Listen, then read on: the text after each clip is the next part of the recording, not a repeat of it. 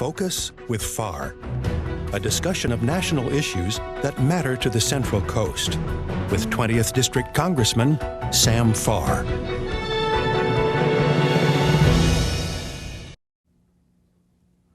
Hello and welcome to another episode of Focus with Farr. Tourism is an important part of the Central Coast economy. Visitors travel from all parts of the globe in hopes of seeing, say, whale watchers swimming in Monterey Bay or a condor soaring above the High Pinnacles National Park. Visitors want to play at our famous golf courses, dine at our fine restaurants, or stay at our world-class hotels. Somebody has to help visitors to the Central Coast.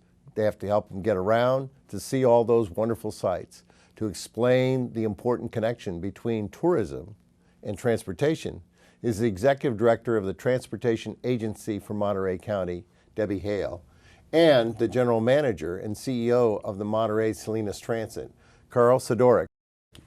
So, Debbie and Carl, you have these two roles in transportation. Everybody knows you're kind of local figures, but I don't think they know the difference between what you do in the transportation planning and what you do in operating the transit system. So could you just explain what your role is and how it relates to Carl's? Sure. Thank you, Congressman Farr. Well, the Transportation Agency for Monterey County, we like to say that we plan, fund, and in some cases help deliver regional transportation services in Monterey County. So we are designated by the state as a regional transportation planning agency. And each of the other counties I represent, Santa Cruz County and San Benito County, have the same kind of organizations? They do. Most of these planning agencies are on a county-wide basis. And so we receive different formula funds from the state and sometimes from the federal government. And then we use our plans to help distribute money to the cities, the counties. Sometimes we directly work with Caltrans on projects. Sometimes we work with the state of California, say on extending rail service. And we also play an oversight role for a lot of the transit money that then goes to Monterey-Salinas Transit. And you also have responsibility over some of the trail systems as well? We do. We work on multimodal network of systems, and really our role is to help provide those connections between all of the different jurisdictions, the cities and the county, because people don't know when they're passing a city boundary. They just know they're on Highway 1 or the rec trail, and those all generally cross a lot of different boundaries. So our membership is all 5 county supervisors and all 12 cities, so we have a good political representation. Carl, I got my start in bus riding when I was a kid in Carmel. I would go to the end of my block with my little fishing pole and my gunny sack, and I would take the bus for 25 cents from Carmel over to the wharf in Monterey and fish all day and rub all the fish guts and everything all over my pants and get back on the bus and watch everybody move. And I'd get home and my mother would say, I'm not letting you in the house until you clean all those fish, and after you clean all the fish, you have to take off all your clothes.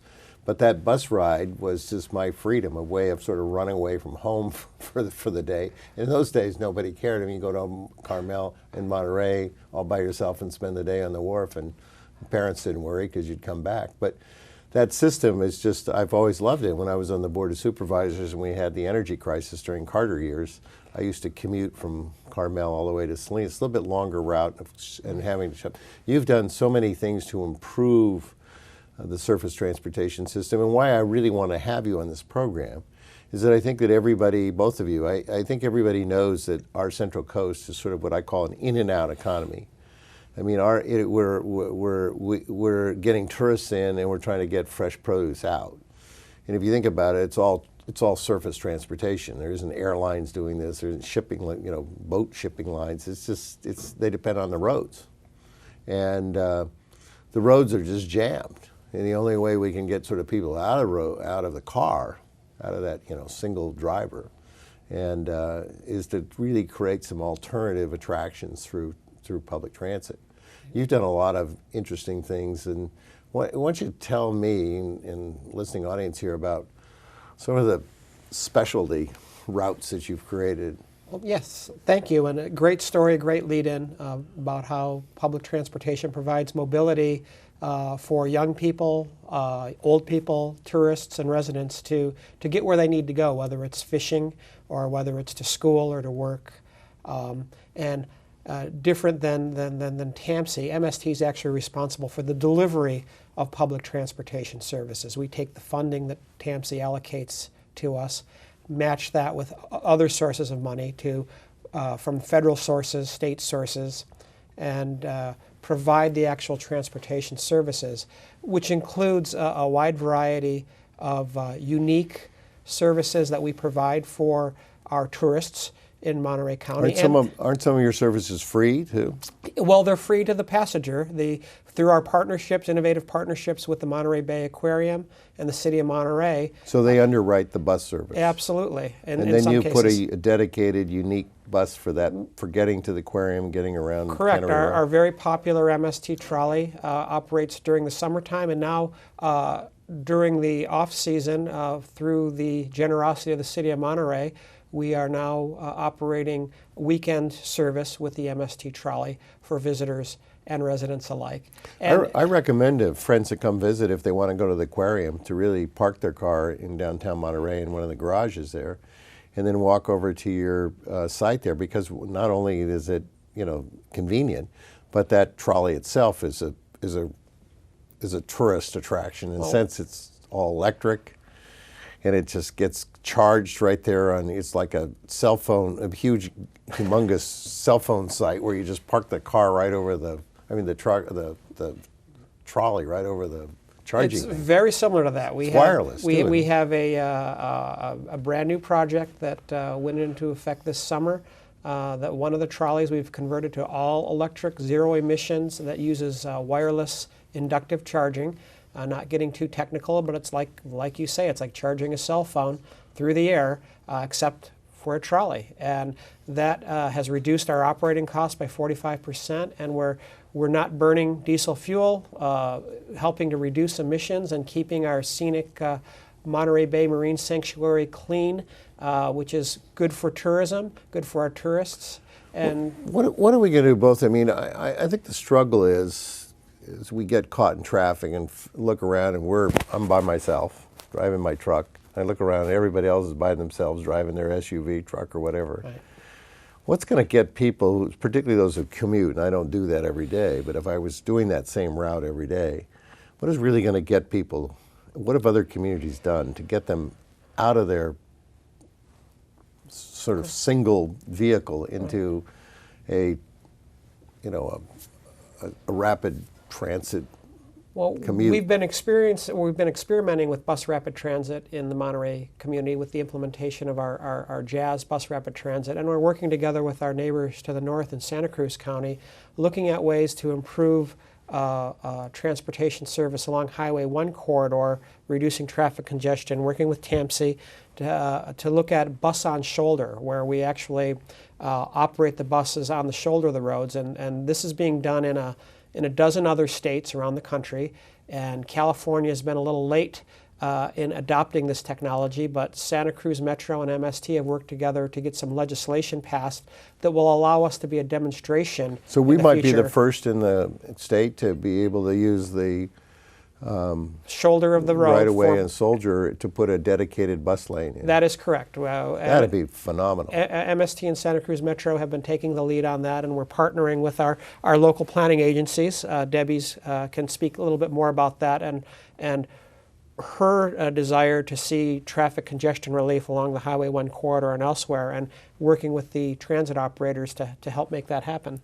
I've seen that in Sao Paulo, Brazil, where they have just a network, almost it's like a above ground subway, only it's buses, but it's dedicated not just on the right away. They've got their own lanes and own places, and they go up and down and they can go underground and above ground. It's just like a web. It's phenomenal. And the other one I just saw last week when I was in Colombia, South America, in Bogota, where they have this big long valley and just sprawled everywhere, and they have this dedicated bus line that goes really rapid, really people get on and off very fast, just like a subway. And I know you've been trying to get some money to do these innovative things. You're also trying to bring back the train. You want to explain a little bit what that whole idea is about? Sure. Well, there's a couple of different trains we're working on. TAMC bought the rail line between Castroville and Monterey, and we did a number of studies to look at bringing back some kind of service, whether it be light rail or maybe some kind of bus rapid transit service, maybe even some intercity rail service on the corridor. And really, a light rail would be ideal, but it's pretty expensive. So we'd love to partner with Carl and MST and see whether some kind of a rapid bus line could take place in that corridor. Well, explain how that would work. Well, the concept that could happen would be, let's say you're going on, the buses are coming along from the north and they're going on the Highway 1 corridor, maybe they stop in Marina, and then maybe they take off on the branch line there and run straight past all the traffic on Highway 1 and go into downtown Monterey. That corridor there, it would be tremendously expensive and difficult to widen. But if you use the existing rail corridor there, because you wouldn't need it any more wider than a rail track. Right, and in fact, you probably wouldn't need the whole corridor, and in fact, you would be able to preserve the recreational trail, which is also an alternative commute corridor for people biking. So it could be a busway with trail corridor. Absolutely, and MST's done some preliminary studies of this, and we could actually do this with just one lane. And in Monterey today, we really only have one-way traffic. So in the mornings, traffic's moving from the north to the south along Highway 1. A bus would get on the trail heading south on the bus line, and you'd still have room for the bikes and pedestrian access. And then it would return along Highway 1 going the opposite direction, just using the normal lanes of traffic, because those generally aren't congested. In the evening, we'd reverse direction, and we'd use the trail heading north from Monterey and then returning in the southerly direction on Highway 1. So we can do it very economically and efficiently at much less cost than rail, so that we can incrementally improve, but it would preserve the corridor for future rail use. So doing one doesn't preclude us from doing the other, and we can still maintain the pedestrian access, the bicycle access, and once people see the buses moving through traffic more quickly than cars, we think the buses will become more attractive. They will. They will. And I mean, it's interesting. I mean, I'm just sort of I don't do all the studies and look at all the numbers, but my life of experience of just seeing traffic grow exponentially. There's no really one explanation. I mean, we try to tackle it by how many houses we build and where we build and all those things, but it seems that no matter what, traffic gets bigger. Right. But it is really can be categorized, because the traffic that is a commute traffic really is that. Tourists are usually not up at that hour of the morning trying to get somewhere else. So right. We really can sort of specify that this is what our locals need to get from where they live to where they work, and there's certain corridors, Highway 1, both in Santa Cruz and Monterey, are just jam-packed going, well, Santa Cruz more in both directions because people going over the hill. But and then Highway 68, and so we can prioritize those. And but the rest is sort of this tourism too, because now I'm experiencing Highway 1 Big Sur, and people are getting very angry about it promoting tourism. Why do we tell everybody to come here when this road gets so damn jammed? You got to drive the highway. Well, the tourists like to see it at 10 miles an hour. The locals like to see it at 60 miles an hour. That's impossible on that road. But there's commuters to serve the hotels in Big Sur and the restaurants and so on. So I really kind of empathize with the struggles that you're having to get the money, because we in Congress haven't done anything. I mean, here we have as the Secretary of Transportation told you and me this morning, is that this is the same size cup for transportation that we've had for years full of money, and it hasn't gotten any bigger. And so you get the same amount of money, and you've got a lot of other demands on that money and costs on that money. And we really need to increase, at the federal level, transit taxes. But in this country, and particularly in California, we allow local governments. I mean, how serious? I think at the commute hours, we're at gridlock. Right. So it can only get worse. We do nothing. There's no easy way to do this. So it's going to take some money, and are the formulas that we have at the federal level and the state level, if you have your own money, sort of what we call self-help, the counties go out and do it, or the city goes out and raises some fee or tax, and then goes to the state, federal government, doesn't that raise you up in the waiting line to get you to the front of the line? And we don't have that. It certainly does. And so in Monterey County, TAMC's actually taking the lead in trying to become a self-help county for all modes of transportation. We're looking towards the November 2016 ballot. And one of the big selling points is the fact that we know that if we bring our own dollars to the table, that we can leverage that and get state matching funds.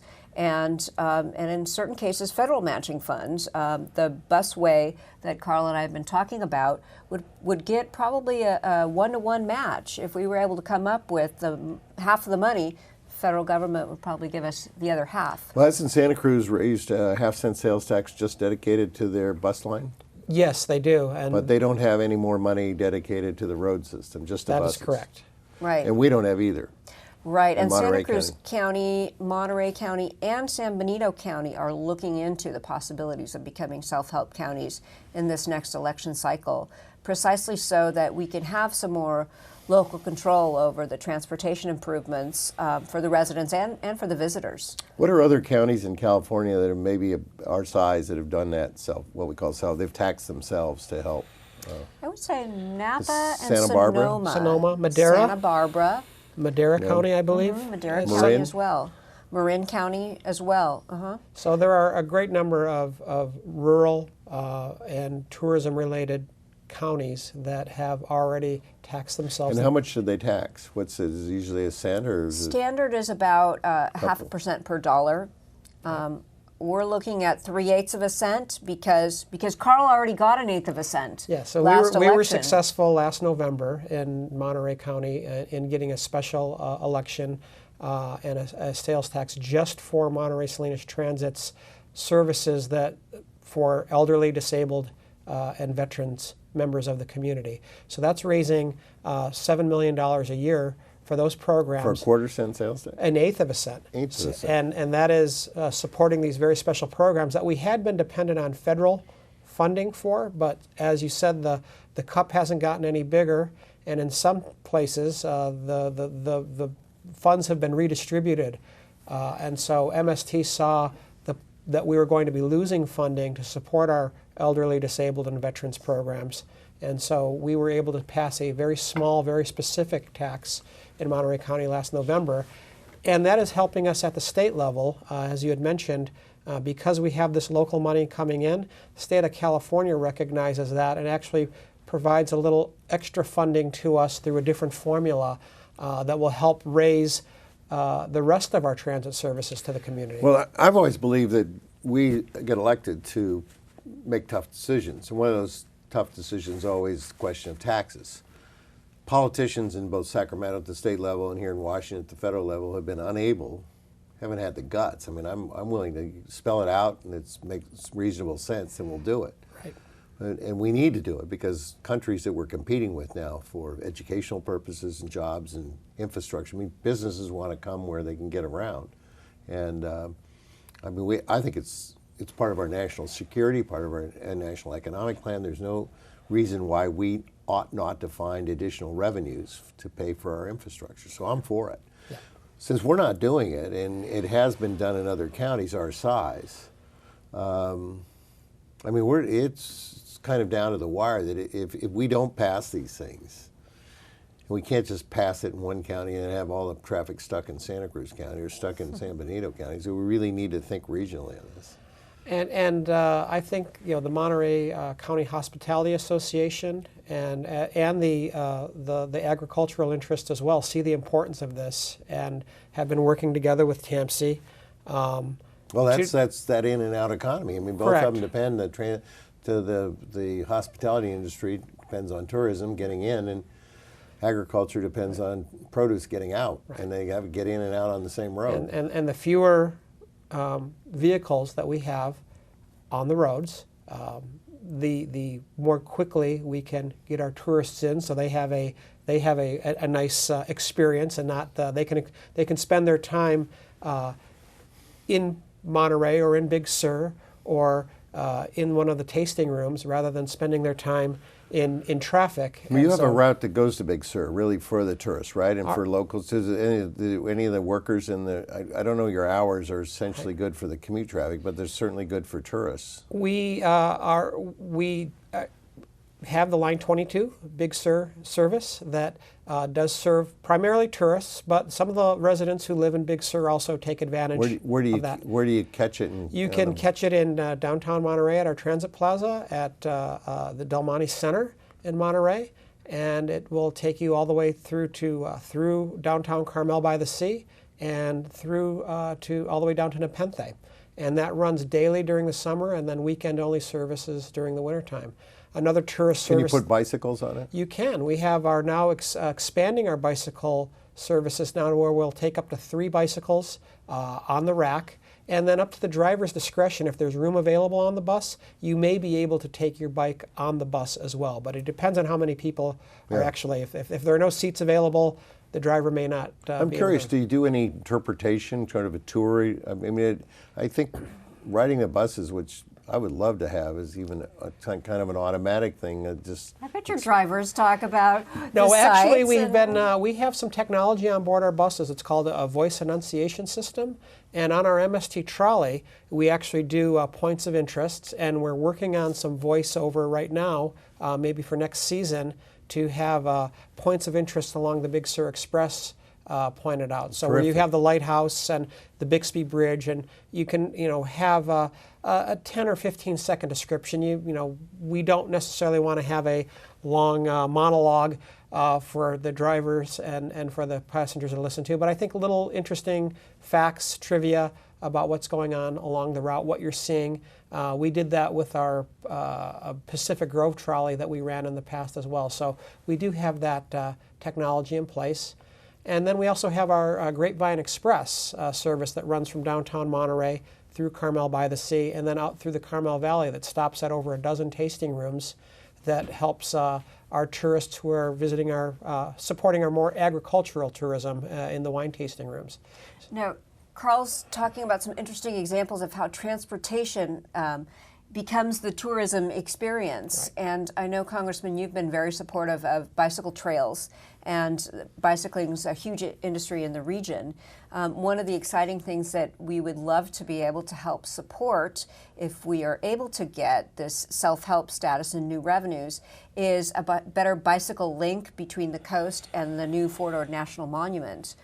There's a couple of Cal State Monterey Bay professors who have been talking with landowners and cities and the county about planning, they call it the Fort Ord Recreational Trail and Greenway, that would provide a figure-8 loop that would link the university with the monument, and then you could take it along the Salinas River, and then you could loop back then to the recreational trail, the Monterey Bay Sanctuary Scenic Trail, go down to Seaside, and so that would use transportation to create a tourism experience. So I hope we get the chance to use Debbie, you know what I love about you? You don't just talk about bicycle transportation, you use it. And you've been, many times I've seen you pedaling along and then getting out of your helmet and everything and going to work. You sort of demonstrate that not just you put your bicycle where your mouth is, but Our hotel actually offers, that we're staying in here to visit, offers bicycles to ride. And Debbie and I were considering riding bikes over to this meeting today, but we weren't quite dressed for it. Well, you can do wonderful tours of Washington, D.C. on bicycles. Absolutely.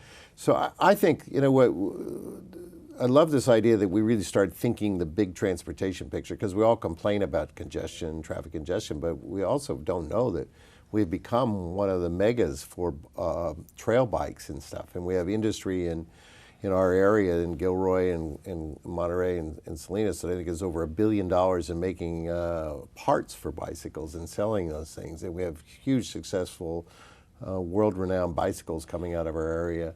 Nicene Marks has turned that huge 10,000-acre state park into a trail bike attraction. We have the Sea Otter Classic in the springtime in Fort Ord, which is the largest sort of festival of off-road bicycling in the nation.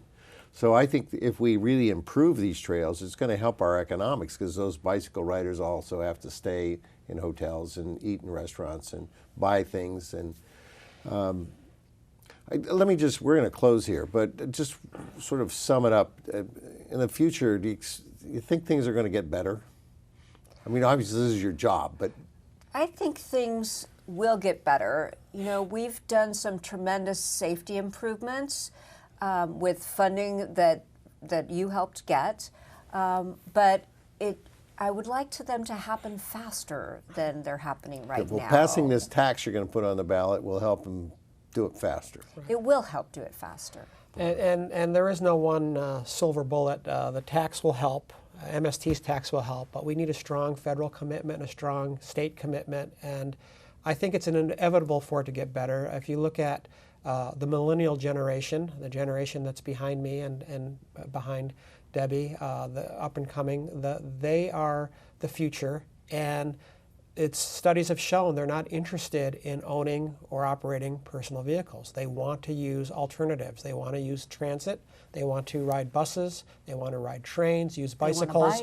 They want to do Uber. They want to use taxis. Well, let's do it all. Let's do it all. And that's what we're hoping to do, to have an integrated mobility system in Monterey, in Santa Cruz, throughout the region, throughout the state and federal areas, federal government, and we can make that happen. Well, I want to thank you both. This has been a delightful half hour of just sort of discussing the myriad of transportation alternatives we have and hope for the future.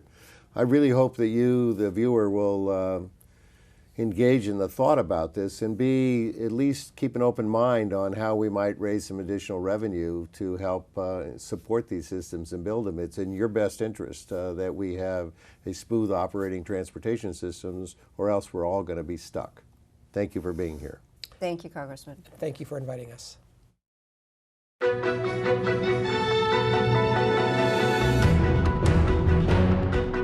Learn more about Sam Farr's work in Congress, or share your views at farr.house.gov,